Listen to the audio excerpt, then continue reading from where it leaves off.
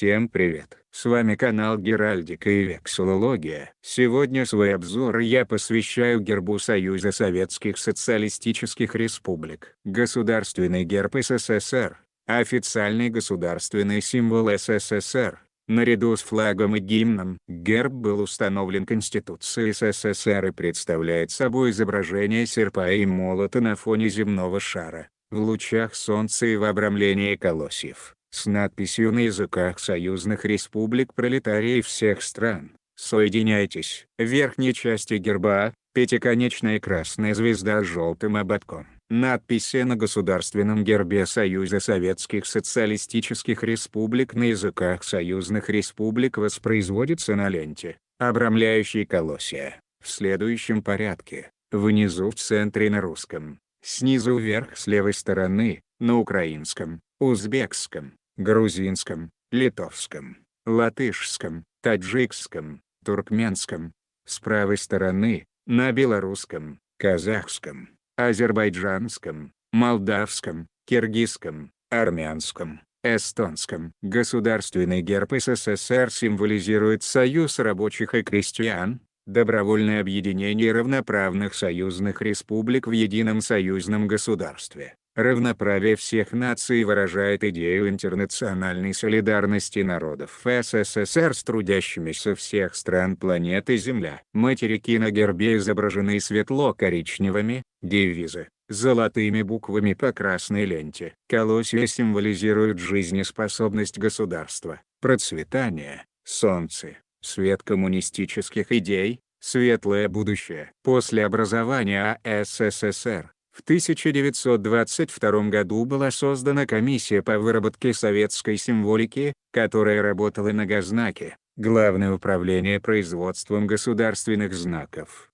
10 января 1923 года Президиум ЦК СССР создал комиссию по разработке государственных герба и флага Союза СССР. Им были определены главные элементы герба: солнце, серп и молот, которые ранее присутствовали на гербе РСФСР, утвержденном Лениным, и надпись «Пролетарии всех стран, соединяйтесь» – девиз Международного революционного пролетариата. В начале 1923 года художники Гознака представили множество эскизов будущего герба СССР. Был выбран один из проектов Корзуна, разработанный при участии Адрианова. Для завершения работы над гербом был приглашен Дубасов, один из главных художников Гознака, чьи рисунки легли в основу большинства казначейских билетов и банкнот СССР. 6 июля 1923 года вторая сессия ЦК СССР приняла проект Конституции с описанием нового герба союзного государства. Конституция СССР, принятая Вторым съездом Советов 31 января 1924 года, официально утвердила герб СССР. Первый государственный герб СССР в 1923-1936 году имел надпись «Пролетарии всех стран, соединяйтесь» на 6 языках, по числу союзных республик, образовавших СССР. С изменением числа союзных республик надпись давалась на перевязях ленты в 1937-1946 на 11 языках.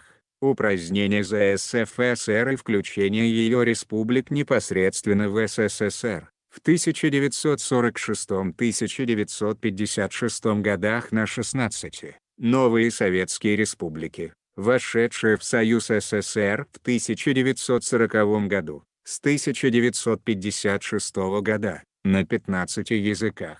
Включение Карело-Финской ССР в состав РСФСР в качестве АССР. Герб с 15 лентами вокруг колосьев стал последним для СССР и просуществовал до его развала вследствие Горбачевской перестройки в 1985-1991 годах. Бывшие союзные республики, при этом, изменили государственные гербы на символы национальных государственных образований времен Гражданской войны, либо разработали новые проекты гербов, на которых отсутствовали серп и молот. В настоящий момент герб СССР, как и прочая советская символика, законодательно запрещен, наравне с нацистской символикой, к публичной демонстрации в ряде стран Восточной Европы, кроме употребления в информационных, музейных и подобных целях, в Венгрии, Грузии, Латвии, Литве, Польше, Украине. Также Европейским судом запрещена регистрация торговых марок с изображением герба СССР. Всем спасибо за внимание. Подписывайтесь на канал.